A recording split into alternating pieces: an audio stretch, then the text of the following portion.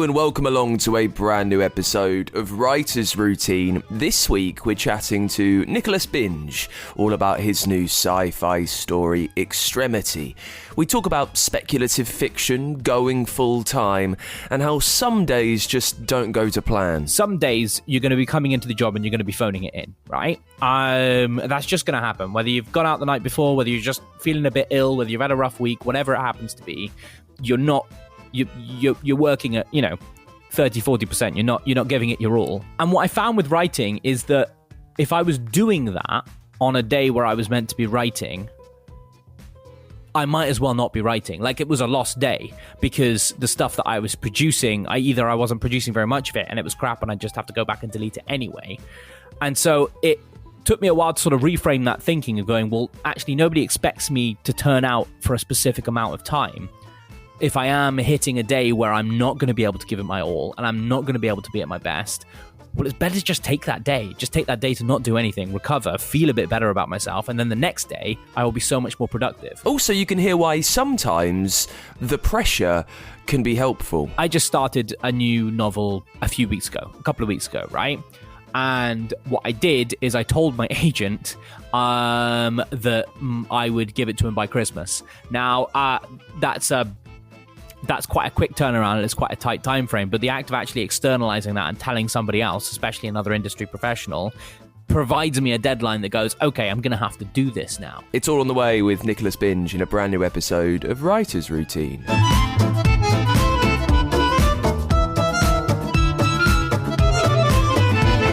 Yes, welcome along to the show. My name is Dan Simpson. This is Writer's Routine, where we take a look inside an author's working day. And we're chatting to Nicholas Binge. Nick has lectured in creative writing. He co-hosts the Binge Reading Book Club podcast, which is very clear with his immaculate microphone quality. And he's written 4 books, Professor Everywhere, which won the Proverse Prize for Literature, Dissolution, Ascension. His new one is a novella, pretty much. It's called Extremity, and it's a time-travelling police procedural. It's all about Julia Torgrimsen, brought out of retirement to investigate the murder of a billionaire that she worked with. The only thing is, when she finds the body, there's an identical one there too. Nick writes speculative fiction, and we discuss why he always thinks through what he's writing and when he's writing it and where it will be placed and the publisher it's going to and where it might sit and how it might sell. He's very across that side of things. You can hear how he always tries to celebrate the wins, the tricky switch to full-time writing, with some good bits about the finances in that, by the way. We very rarely touch on that, but Nick's quite open about what it needed. Also, we run through why he's not sure if he always wanted to be a writer, but knows that he was always writing. So that's on the way. I think there's a lot to take from this chat with Nick Binge, and we start, as we always do, with what he sees around him in the place where he sits down to write. Well, that depends, because I write in a multitude of different places. I'm quite a nomadic writer. I don't really have a sort of set spot that I sit and write at. It sort of depends on where I am, what I'm doing in the day.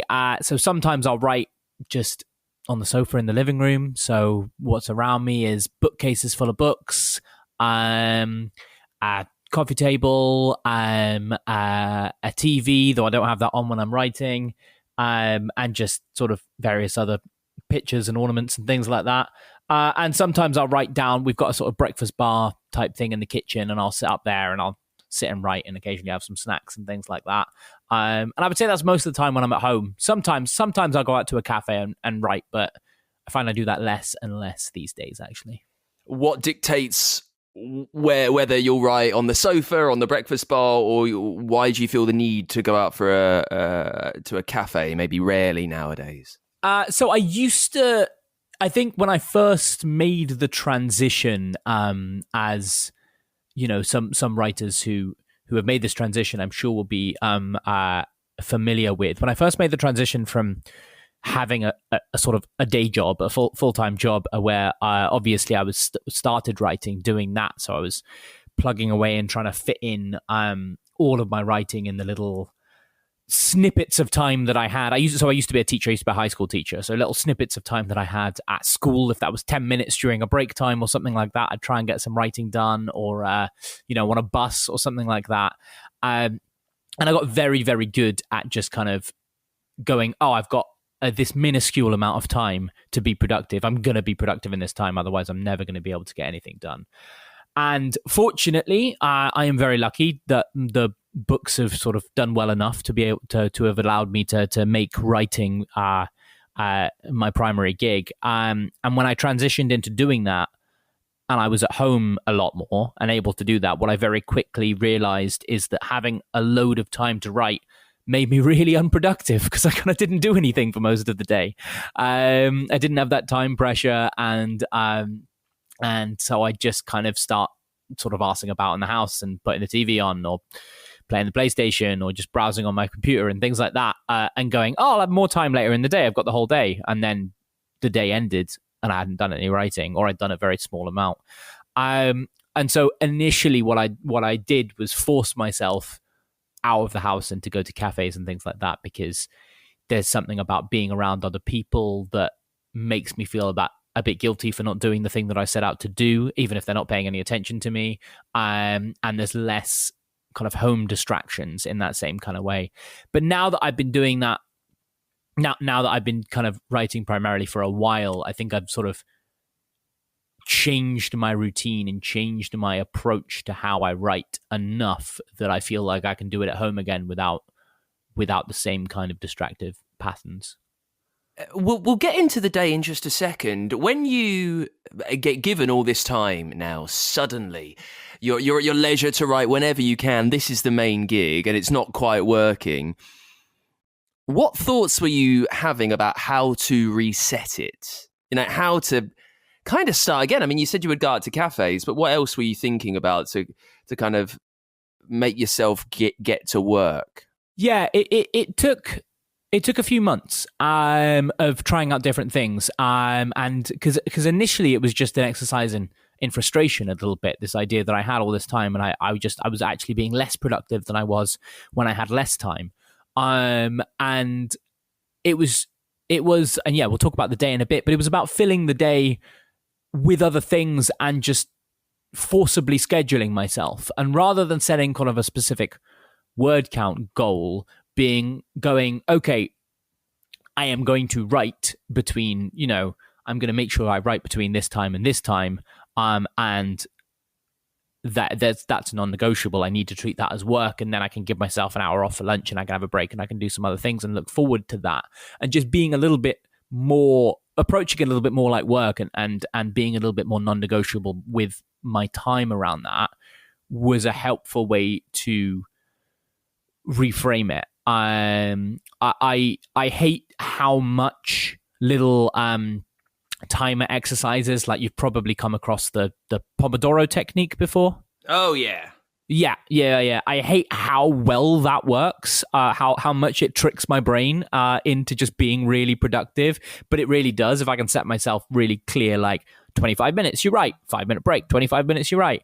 I can pump out an absolute shed load of words. And having those small, I think, so breaking the day down into smaller chunks, because what was the issue previously when I shifted away was, once I'd got up and dropped the kids off at school and got home and things like that, and it was like 9 a.m. and looking at my day and going, well, realistically, I don't have to be anywhere else or do anything else until picking the kids up at like 3 p.m.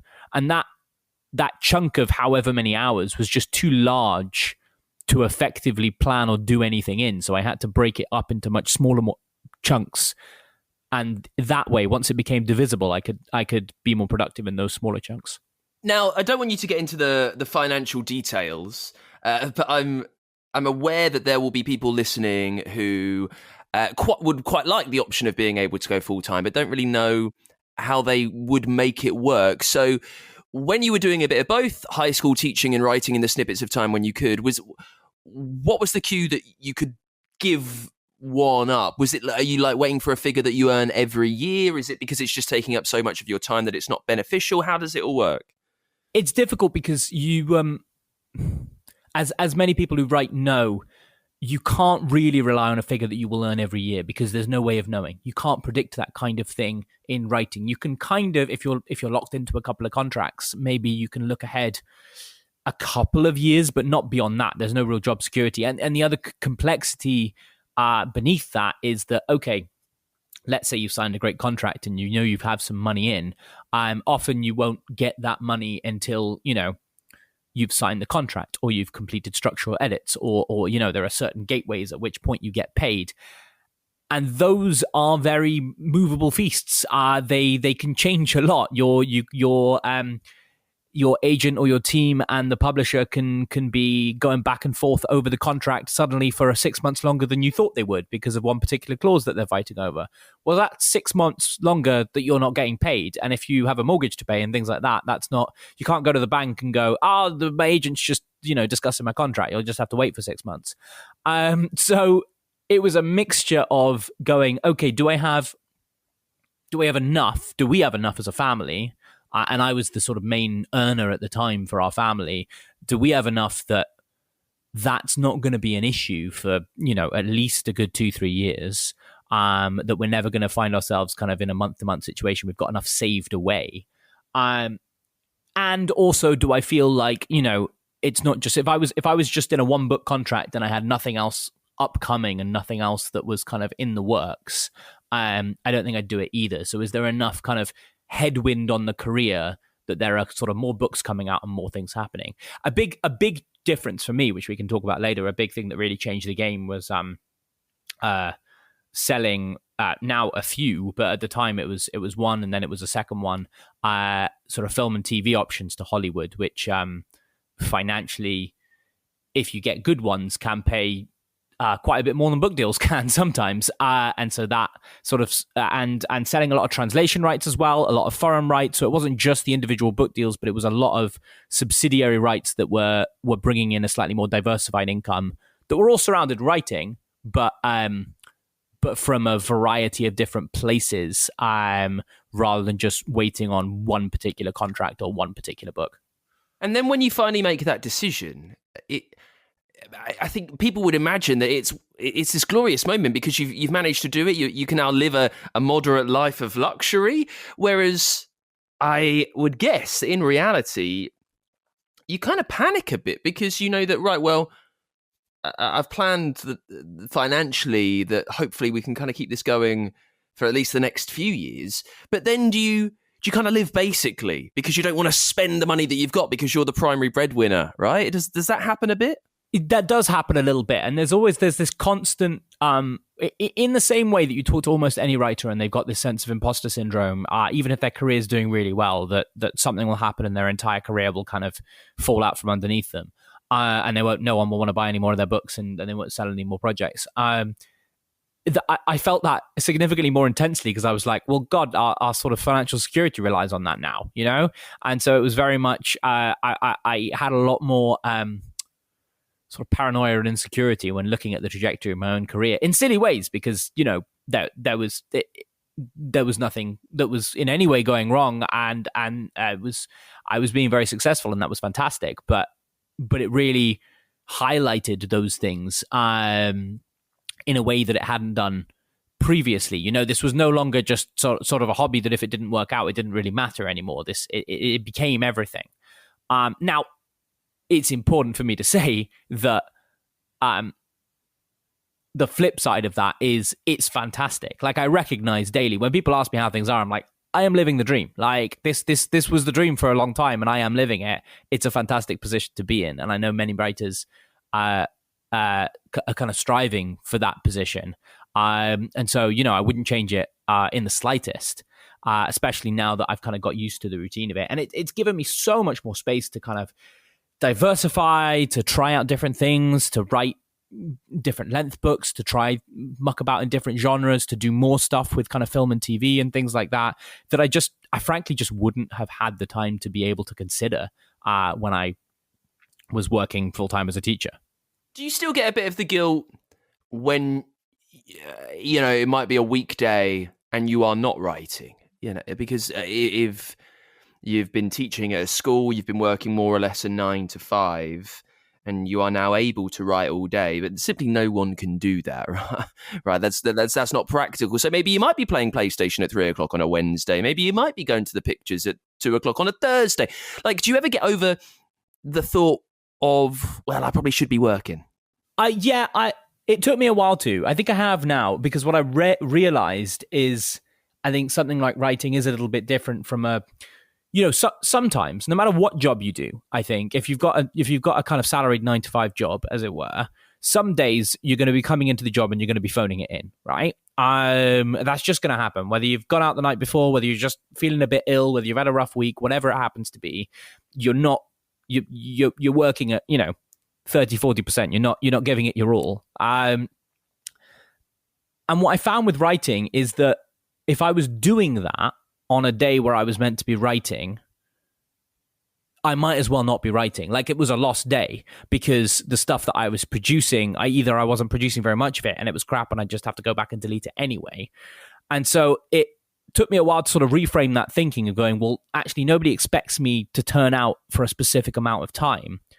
And if I am hitting a day where I'm not going to be able to give it my all and I'm not going to be able to be at my best, well, it's better to just take that day. Just take that day to not do anything, recover, feel a bit better about myself. And then the next day, I will be so much more productive. And I think recognizing when you're close to that kind of burnout, both on smaller scales, like on an individual day, but also, recognizing when I need to take a holiday sometimes. Everybody needs holidays, even no matter what job you have. And recognizing like, oh, actually, no, I'm going to take 2 weeks off from writing, because if I don't, everything I try and write in the next 2 weeks is going to be rubbish. And I need a break from it. I need to reset a little bit. And then every time I do that, when I come back to it, I'm so much more productive. And what I'm producing is so much better.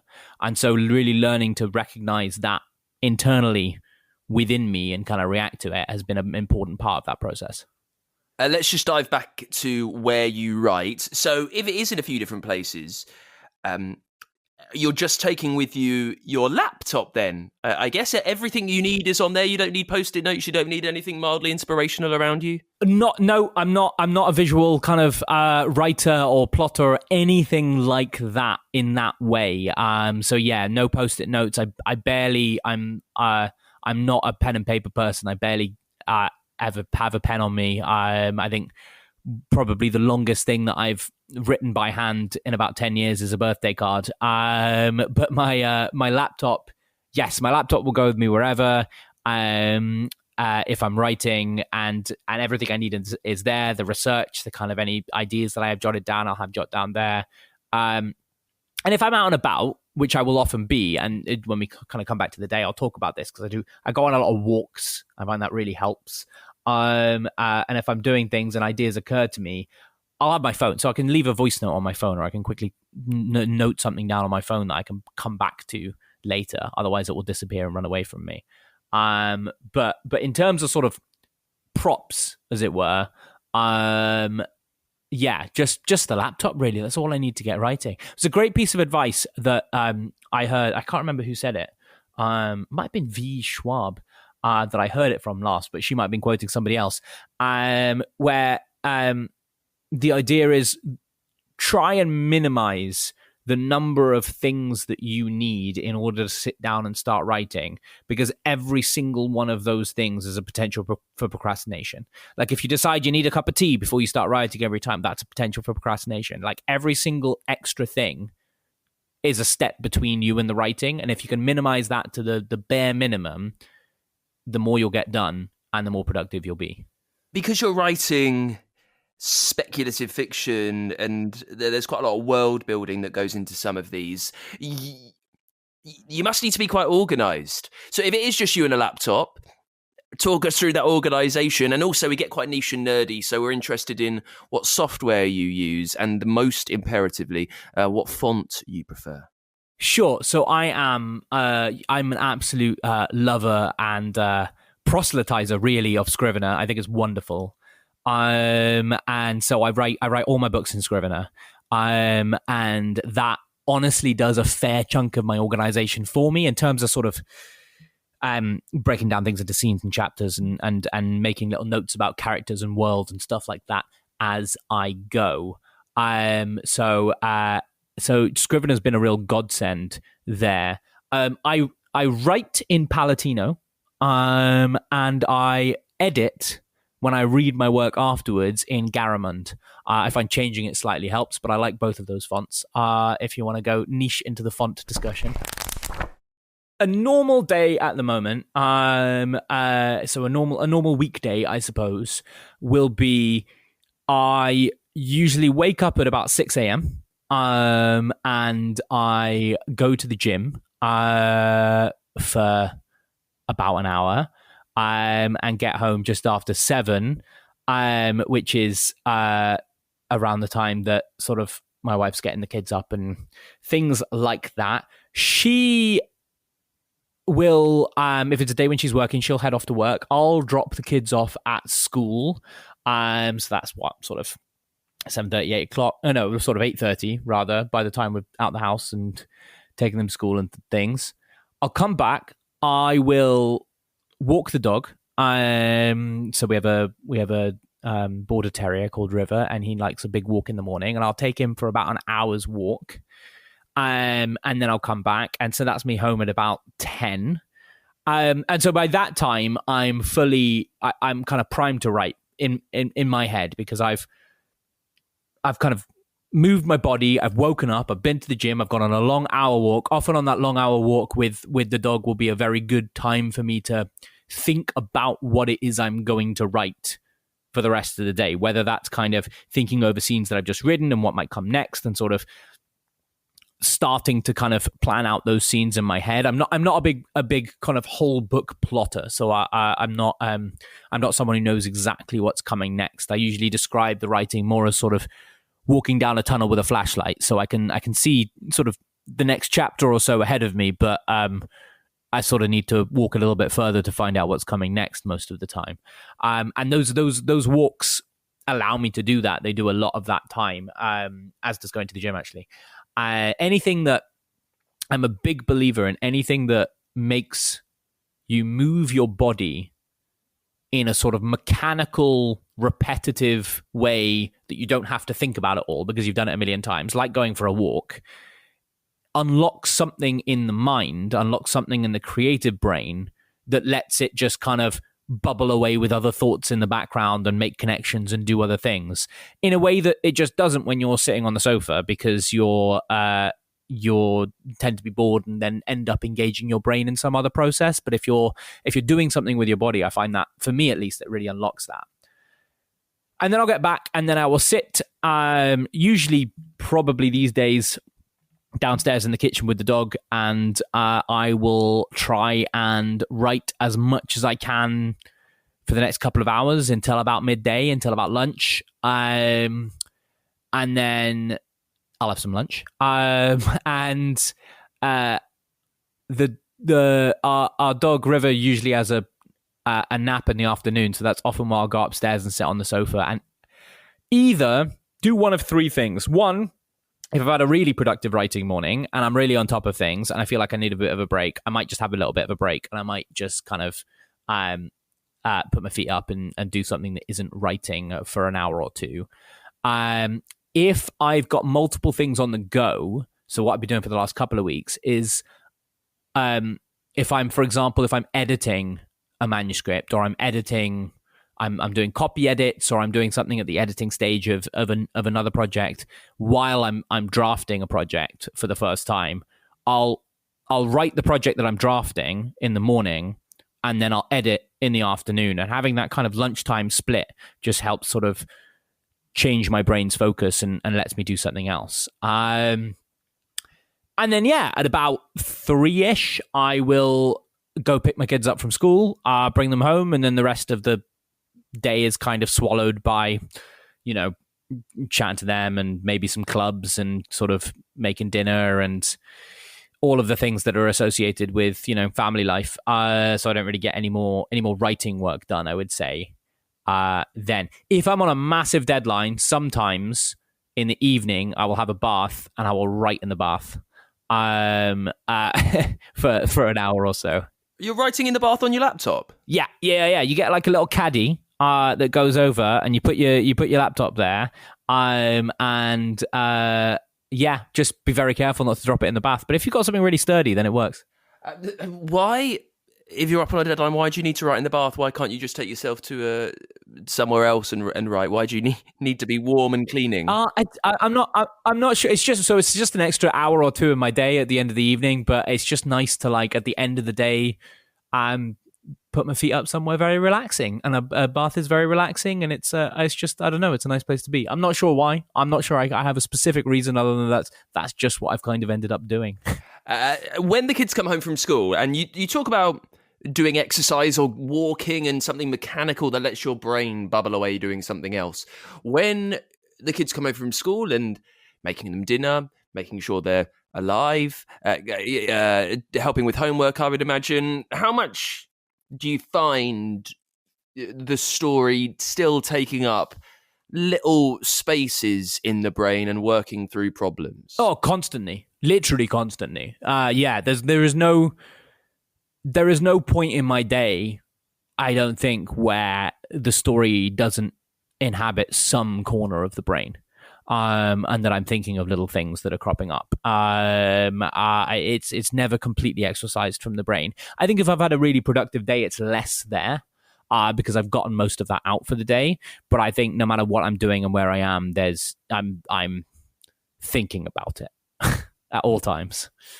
So you're not working to a word count, I don't think, anymore. What do you like to get done through the day? What are you happy with having achieved? I think it'll depend on the project that I'm working on and when I'm trying to get it done. So it's not a strict word count in the sense that I have to hit a certain number of words in this day. But if I'm writing for 2 to 3 hours, I would expect and usually hope to get probably around 2,000 to 3,000 words out in that time. It might be a little bit less some days. Some days it might be a little bit more. But yeah, that's probably what I average. Because you are now a full-time writer, so you need to be quite mindful of, well, this is your full day, and you've got contracts, you've got things bubbling away happening in the future. So you do need to be a bit mindful of where you're going with the word count and that everything's on track. How although you're not actively thinking about it, how conscious are you that things are going in the right direction and you will have a book by the time you're meant to hand it in? Yeah, no, I'm definitely conscious of it. I'm keeping an eye on it, and I'm seeing where I am, and that kind of plays into sort of whether or not I'll be able to have a bit of a break or a holiday or things like that. Because if I'm behind where I feel like I want to be, then I won't often. So that's a big thing. But I mean, a lot of it is very self-imposed in the sense that I'm quite prolific, and the result of that is that I'm quite ahead of myself in a number of different ways. So it's been a long time since I've been writing to a contract because that book's usually already completed. So, I mean, for example, Extremity comes out in the UK next week. I've got another book out in May next year, and then I've got another book out in sort of September, October next year. All of those books are now written, and all of those books have now been through structural edits as well. I just did the copy edits on the May book. I've already written another novel on top of that. That's finished. And I've just finished another novella on top of that as well. So I'm usually quite ahead of myself. And now I'm working on another novel on top of that. So the deadlines are... But this is part of, I suppose, the anxiety that I went back to before of not wanting things to fall out from underneath me, that I feel like I need to be almost a book ahead of myself just in case anything happens, that I've always got something in the pipeline. And so I am kind of... Are they all contracted in, Nick? Sorry, are they what you've got coming out and the novella, will they get published? Yeah, so the ones next year, they're sold. We've got set publication dates for them. They're all happening. The ones that I've written after that, we haven't sold them yet, but I would be surprised at this stage if they didn't get published. So yeah, the hope is absolutely that we do, right? Yes, it was just, because you are so ahead now, I was wondering on the balance of you writing just randomly because you've got an idea but you've got no clue whether that will come out and how beneficial that is for your time now you are a full-time writer, if you follow? No, so I'm thinking about these future works quite strategically. So the last novel that I wrote is specifically in mind to be pitched as an option book once my contract ends with my current UK and US publishers that publish my novels. The novella that I wrote is specifically in mind to be pitched as an option book to Tor, who publish my novellas. And actually, I'm writing a novel at the moment that specifically is in mind to so it's a completely non-speculative novel. It's just a crime thriller that I've got in mind specifically to sell and publish under a pseudonym under a slightly different genre track. So writing out of the speculative realm and just writing straight sort of crime thrillers. So all of them are sort of with a strategic career goal in mind rather than just kind of pottering away at them for fun. Though they are fun to write. When you decided you were going to go full-time and you knew you needed to slightly reset and how you did it, you gave the way that you write a lot of thought. So what conclusions have you drawn of what helps you write best? So as I kind of alluded to before, time constraints help me a lot, both on the large scale of going... So I just started a new novel a couple of weeks ago, right? And what I did is I told my agent that I would give it to him by Christmas. Now, that's quite a quick turnaround. It's quite a tight time frame. But the act of actually externalizing that and telling somebody else, especially another industry professional, provides me a deadline that goes, okay, I'm going to have to do this now. And if I didn't, it wouldn't be the end of the world because this particular book isn't under contract at the moment. And he'd just turn around and be like, that's all right, take another 6 months. It doesn't matter. But the sort of person that I am, I would never let that happen. I would die inside before missing a deadline, even if it's one that I've imposed upon myself. So I do that a lot, where I self-impose deadlines to give myself time pressure because I write best under that time pressure. And then I do the same thing in smaller chunks during the day. That's why I think Pomodoro type stuff works for me so well, dividing the day up into small chunks and going, right, you are going to write for this short period of time and it's going to be productive. Get on with it. And I think recognizing that in myself has helped me kind of make the most of the time that I have.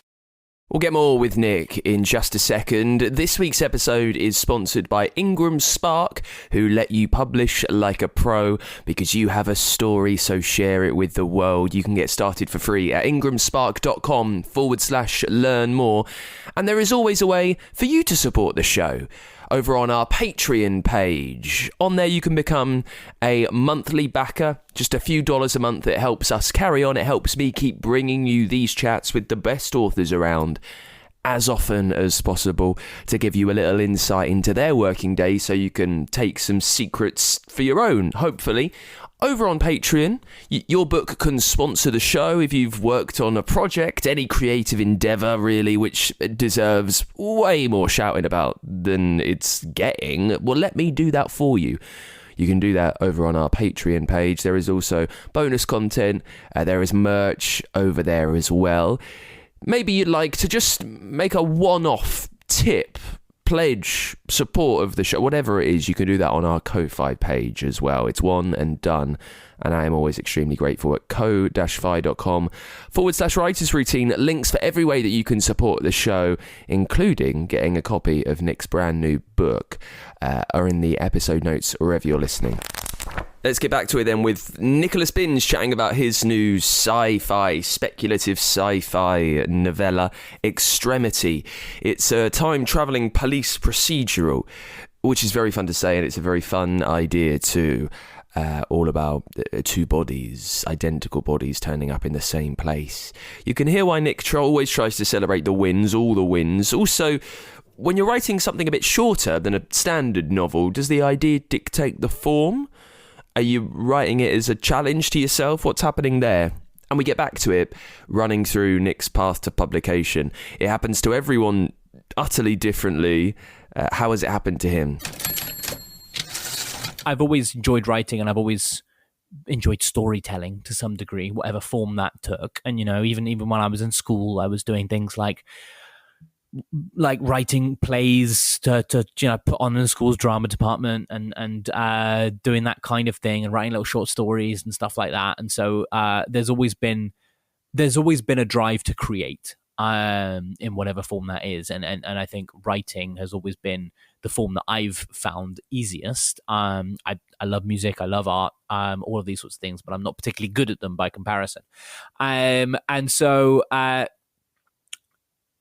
it was, I think I was about sort of 26, 27, something like that, where, I'd been to uni, I'd trained to be a teacher, I was teaching, I'd actually moved to, I'd moved to the international circuit. So I was teaching in an international school in Hong Kong at the time, where I'd not really done much in terms of that writing and creative for a while, because I've been focused on other aspects of my life. And the urge sort of came back, and I went, you know what? I'm going to see if I can write a novel. Not necessarily with an aim to publication. I just wanted to see whether I could do it, because I'd never written anything of that length before. And I did. And what I wrote was a fantasy novel, ultimately. And it was terrible. It was complete derivative nonsense. But I'd done it, right? And it was... that was an achievement in of itself. And I did a little bit of the kind of like querying agents and sort of seeing if I could get a path to publication, and it didn't go anywhere. And I'm sincerely glad that it didn't, because it wasn't good enough. And I'm glad that no one had to read it. But that kind of instilled the bug in me once I'd completed one. And I kind of went, well, I could do that again. I could do that again. And so I wrote another novel, and I wrote another novel. And there were two novels that kind of went nowhere. And then I did a third one, and I submitted it to this sort of small literary prize in Hong Kong, the sort of Southeast Asian literary prize, where I was for unpublished works. And they came back to me and said, not only is it winning a prize, we'd also like to publish it. And I thought, brilliant, this is great. But it was a very kind of small independent press. But it was nice to have a physical book in my hands, but it was certainly not a big deal, and I wasn't really earning much in the way of money from it. But then we moved back to the UK. I moved to Edinburgh in 2020, so 5 years ago. And I'd written another novel. This was Ascension, and started to query again down the sort of traditional publication route, and started to reach out to agents and things like that. And for whatever reason, whether it's because I'd written a few books and I'd improved in my craft, whether it's because I'd hit on a more marketable and sellable idea, whether it's, whatever collection of things came together, and it probably was a collection of multiple different things, that the ball started rolling there really, really quickly. I had a bunch of offers from different agents. I ended up signing with a fantastic agent. And then, less than a year later, we were fielding multiple offers at auction in the UK. I think it went to about a 5-publisher auction. We ended up selling a bunch of translation rights. So it's now been translated into about a dozen languages. But a bunch of those happened really early on. We sold it to a publisher in the US, and we got a film option, and all of that happened within the space of a few months. And so I went from having absolutely nothing to going, wow, okay, I think I have a writing career. I better, keep writing these books.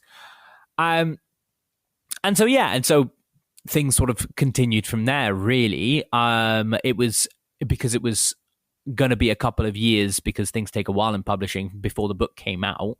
And this was about 2021 when we made all these deals. Ascension released in 2023. I just spent the next couple of years trying to write as much as possible to sort of be able to line things up. So I wrote the next novel after that, Dissolution, which just came out in March. During that time, I wrote Extremity, which is just about to come out, and then I just continued to kind of keep plugging away writing, and I was fortunate enough that sort of Ascension, when it came out, did well enough and was sort of critically well received enough that both my UK and US publishers and a bunch of foreign translation publishers as well all wanted to offer me new contracts and buy the new book, and I was able to sell some other books elsewhere as well. So that was the start of it, really.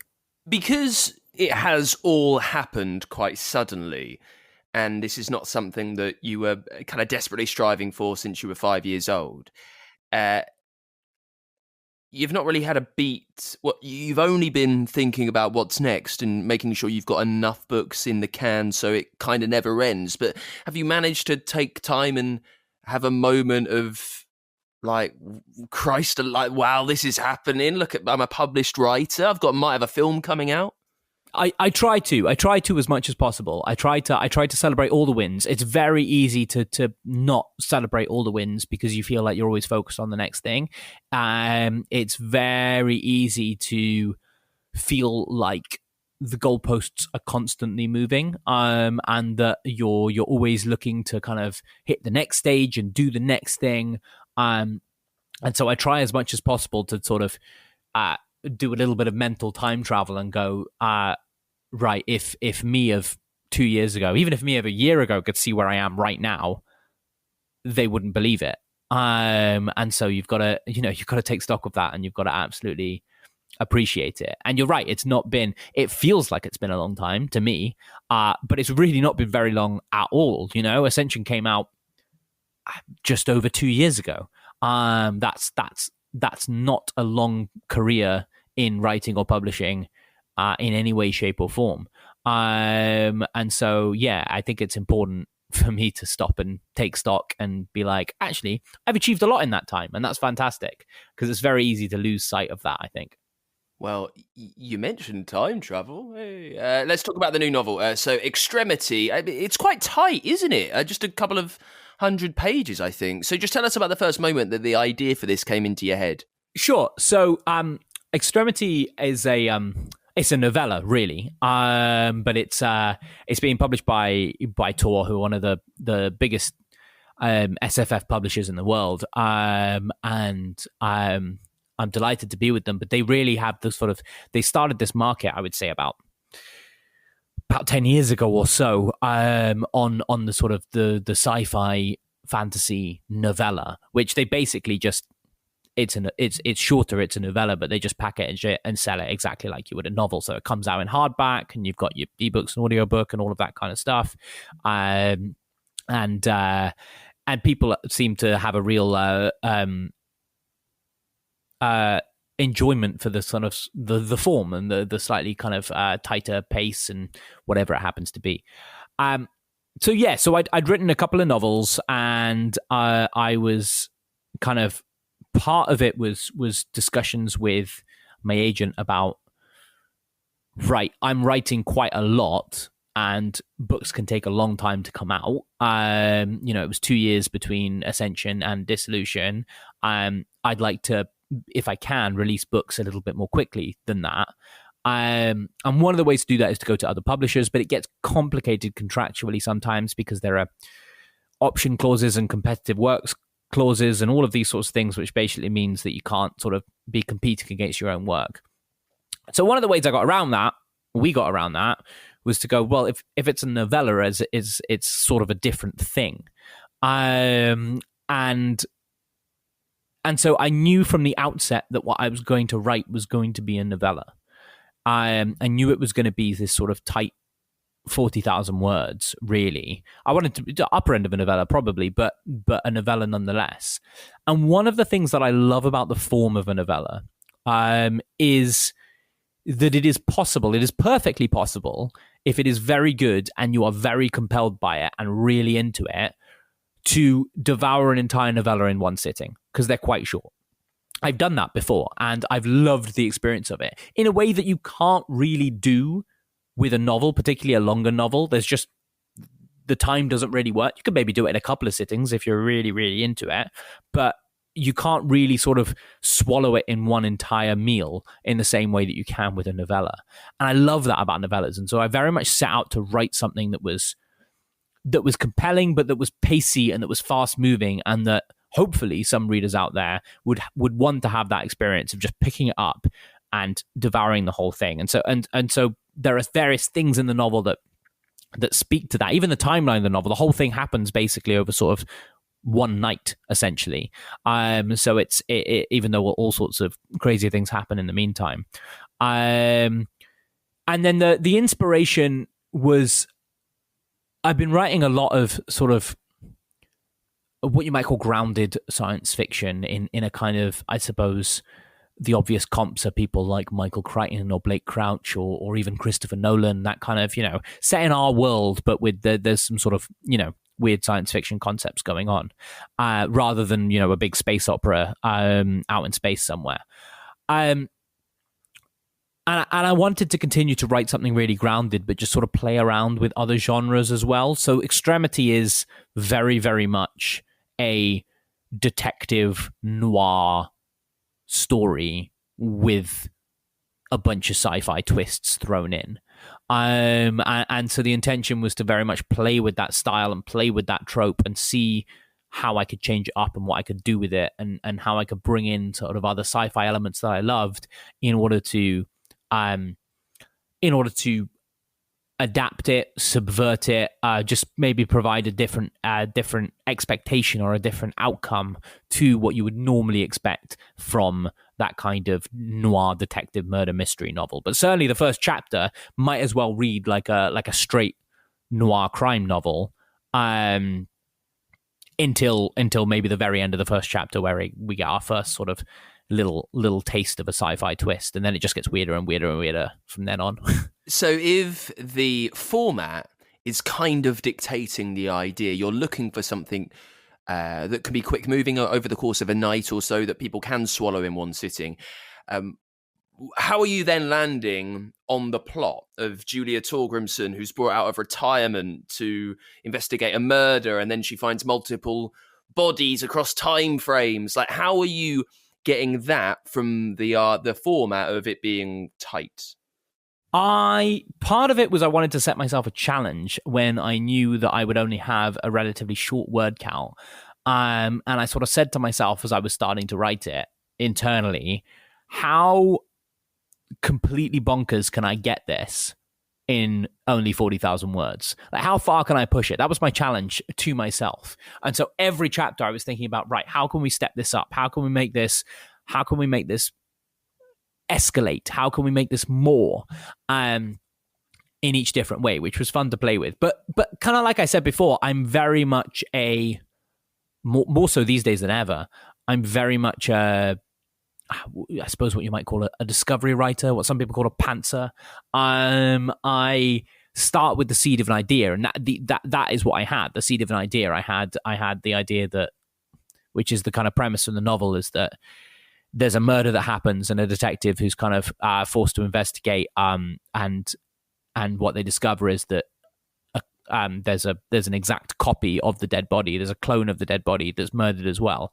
And I really started with that seed and just kind of started writing, without necessarily having all the pieces in place of where it would go and what we would do by the end of it.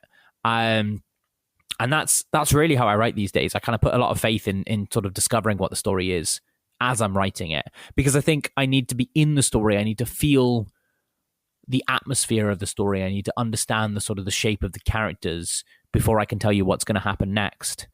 Because I can't do that if I'm not in the story and don't know what it is yet. You're talking about the shape of a story.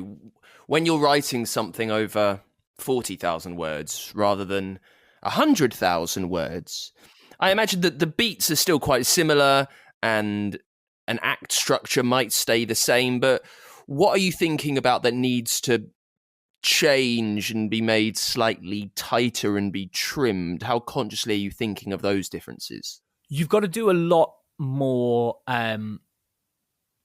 You've got to imply a lot more with regards to things like world building, with regards to things like characterization, even with regards to things like backstory, right?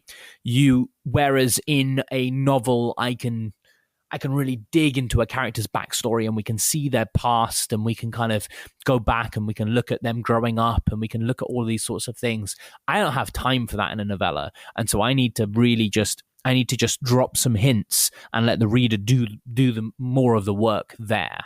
And the same is true for world building, I think, to a large degree. You don't really have time. It's part of the reason that I think playing with genre works quite well. I always see genre as a bit of a sort of shorthand between writers and readers. And when we talk about tropes, which is an idea that gets maligned quite often, but I think I think is frankly nonsense. I think tropes done well are really enjoyable. There's a reason that they're tropes. I think when people point to books that are just, bad, a collection of tropes, is usually because the tropes are done really badly, or done without any kind of nuance or complexity or characterization to them.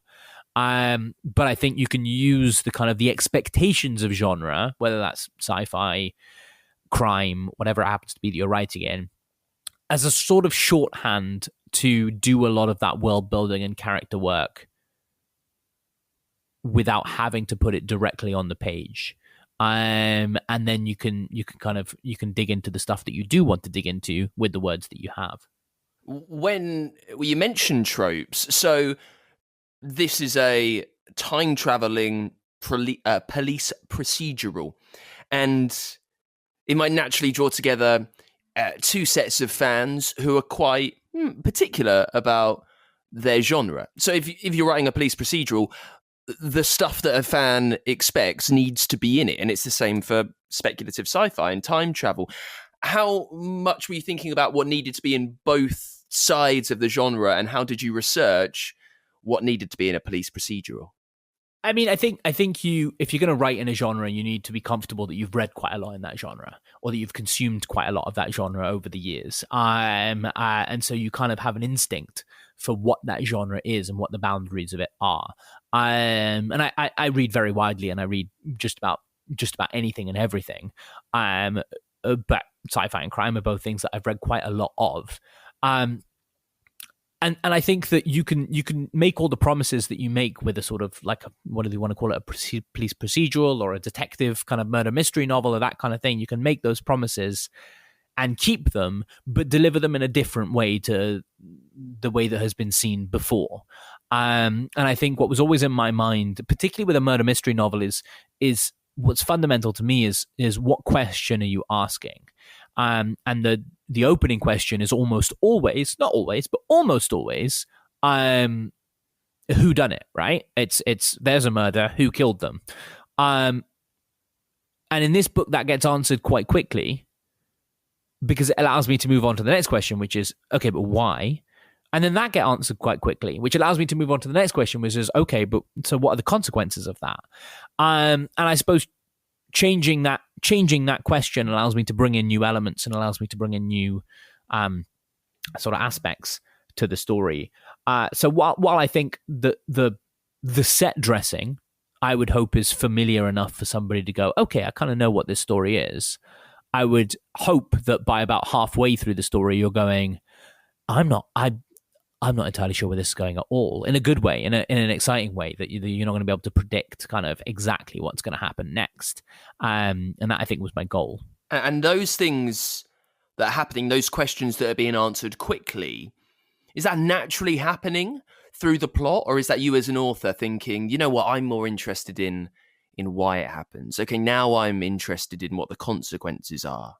I think it's a bit of both. I'm not sure that I can actively distinguish those two things in my head. I mean, what naturally happens in the plot is what I want it to be. It's what I write. I am the god of the world, so I make the plot whatever I want it to be. So if I want the question to change and I want it to shift, then I make it so.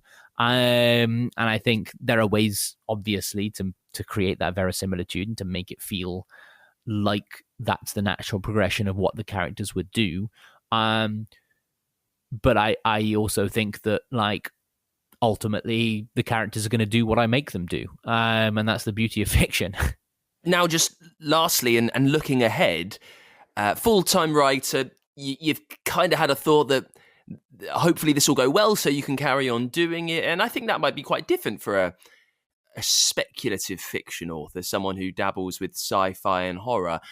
Because does it mean you can be a bit grander in what you're trying to write? Like you could have a go at something that's 3 books long and 700 pages each that maybe you wouldn't have the scope for if you were writing this in between other bits of work? Yeah, I mean, possibly, in terms of the sort of realities of publishing, but I don't know. I'm not someone that's naturally, I've found, drawn to writing series. I'm a big fan of a standalone. I like to wrap up a story as I write it, and I think a lot about endings and a lot about resolutions and conclusions. They're very important to my books, and I like to feel myself as a writer, if nothing else, that the story is done. And as such, I don't really tend to have a lot of desire to return to it. And I think I aim to write things that are sort of thrillers more than anything, which can be difficult to do if you're writing a 700-page book, just by the nature of its length.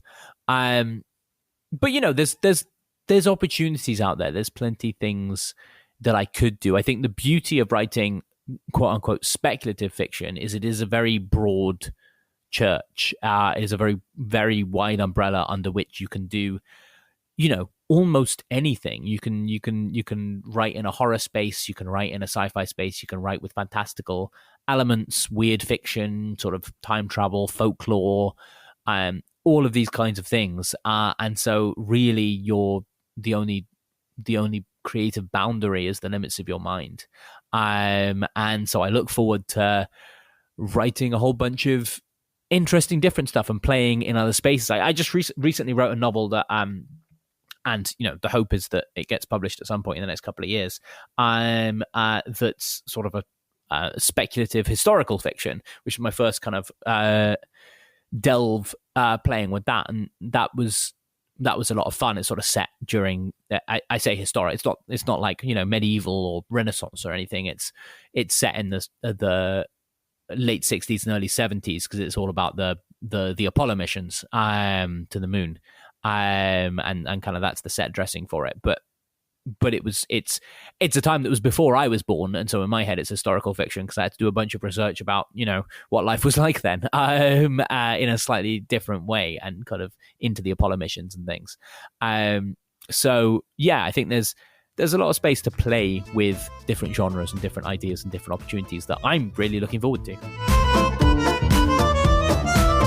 And that is it for this week's Writer's Routine with Nicholas Binge. Thank you so much to Nick for coming on the show. You can get a copy of his new book, Extremity, wherever you're listening. You can do it through our bookshop.org page as well, where now you can get ebooks for the very first time. If you get anything on there and go through my page, it supports the podcast, the author, and your local independent bookshop as well. So it's win-win-win. The link is in the episode notes, as it is for our Patreon and Ko-Fi pages, ways that you can support the show too. And I will be back with a brand new episode of the podcast, same time, same place next week. Thank you for being there, and I'll see you soon.